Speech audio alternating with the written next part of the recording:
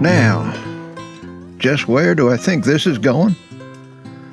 Well, hang on and follow along. We'll all get there together. From the beginning of recorded history, humans have claimed to see unexplainable lights and objects flying through the heavens, almost as long as they've been harvesting grain. What does one have to do with the other? Nothing. Except for one day in 1990, give or take a year or two, in a cornfield on a back road a little west of Walden and a little east of Pine Bush. Yeah, that Pine Bush. I've heard it said aliens might have crashed in Roswell, New Mexico, but they put down roots in Pine Bush, New York, the UFO capital of the world. Just ask any native Pine Bushian. Now, I'm not saying I'm a dyed-in-the-wool UFO believer, but with everything popping up in the news lately, I'm not entirely in the camp of UFO deniers either. However, forgive me if I don't believe you when you claim some grainy photo or video of lights in the sky or some sort of spaceship from some planet light years away. Forgive me if I don't believe you when you tell me that jet aircraft overhead is a UFO in disguise. Until E.T. shows up knocking on my door, asking me to take him or her to my leader, or to help him, her, or it phone home, I'd just as soon not believe anything. I'd rather know. Now, as I just mentioned, humans have been harvesting grain for a long, long time. Started out doing everything by hand. Planting by hand, cutting by hand, separating seeds from the stalks by hand. Then we got smart. We invented machinery to do that sort of work. By the 19th century, we had reapers, machines that did the cutting. We had thrashers, machines that separated the seeds from the stalks. By the 20th century, we combined those two separate machines into one and called it, who knew, a combine. Are you figuring out where this is going yet? Hang on, you will. By 1990, the cows were long gone. Family ownership of the farm was long gone. Sort of. I was long gone. Sort of. My father rented the farm back and raised and sold corn. I was out of the farming profession and working as a mechanic at Devitt's Garden Center in New Windsor. But I built a house on a plot of ground my grandfather gave me before the farm was sold.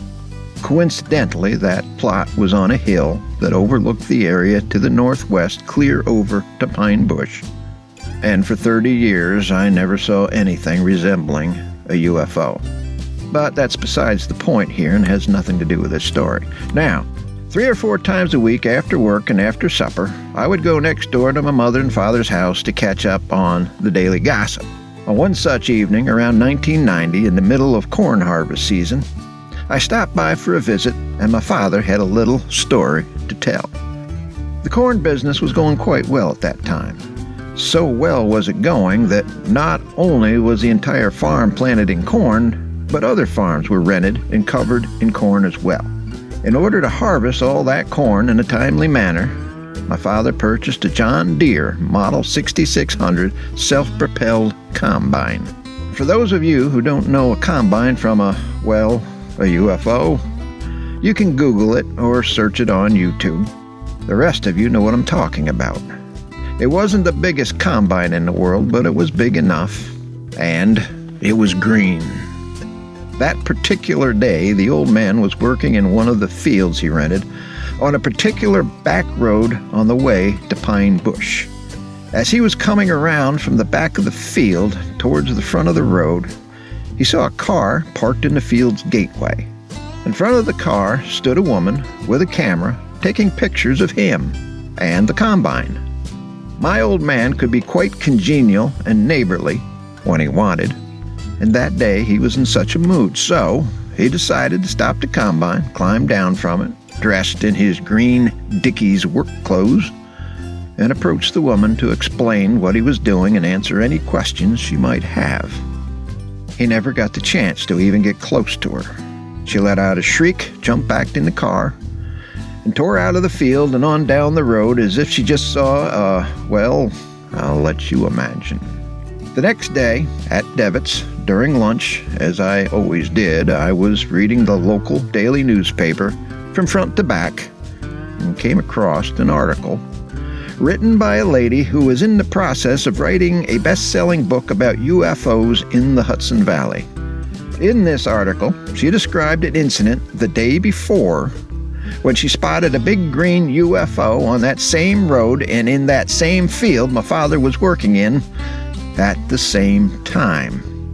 She got out of her car to take pictures of it, but was scared away when the UFO landed in front of her and a little green man climbed out of it and approached her. Some coincidence. My father and that lady are long passed into history. Last I heard, the combine is owned by another farmer at the opposite end of Orange County. I haven't been down that road in years. Most likely the field is now growing houses instead of corn. That article is buried deep in 30-year-old archives somewhere, maybe. I can't prove this story is true. Just like a lot of UFO stories, you'll just have to take my word for it. Well, I gotta go. Someone, maybe it's E.T., is knocking at the door. Oh, by the way, that was years and years ago.